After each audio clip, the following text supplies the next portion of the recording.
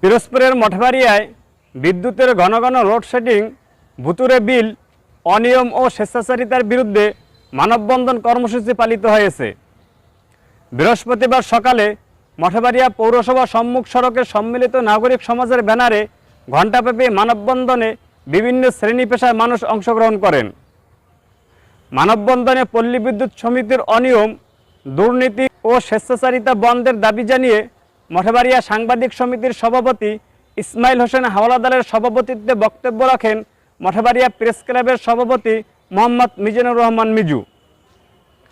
সাবেক সভাপতি জাহিদুদ্দিন পলাশ, আব্দুস সালাম আজাদি, মঠবাড়িয়া রিপোর্টার্স ক্লাবের সভাপতি নাজমুল আহসান কবির, উপজেলা বিএনপির যুগ্ম আহ্বায়ক জসিমউদ্দিন ফরাজি, জাতীয়তাবাদী প্রবাসী ফোরামের আহ্বায়ক মাহবুবুল ইসলাম নান্না, ব্যবসায়ী রিয়াজুল হক ও উপজেলা স্বেচ্ছাসেবক দলের আহ্বায়ক আসাদুজ্জামান সোহেল সহ অনেকে।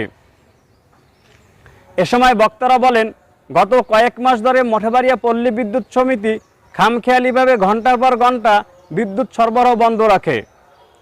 এমনকি সম্প্রতি মঠবাড়িয়া উপজেলায় একটানা 4 দিন বিদ্যুৎ সরবরাহ বন্ধ ছিল।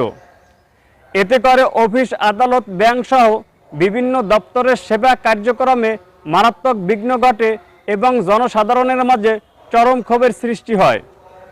মানববন্ধন শেষে পল্লী বিদ্যুতের দুর্নীতিগ্রস্ত কর্মকর্তা কর্মচারীদের অপসারণ সহ নিরবিচ্ছিন্ন বিদ্যুতের দাবিতে উপজেলা নির্বাহী কর্মকর্তা আব্দুল কাইয়ুমের বরাবর স্মারকলিপি প্রদান করা হয়।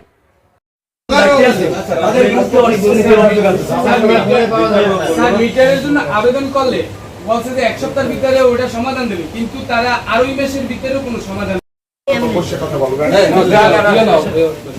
মিটিং শুরু হয়ে গেল।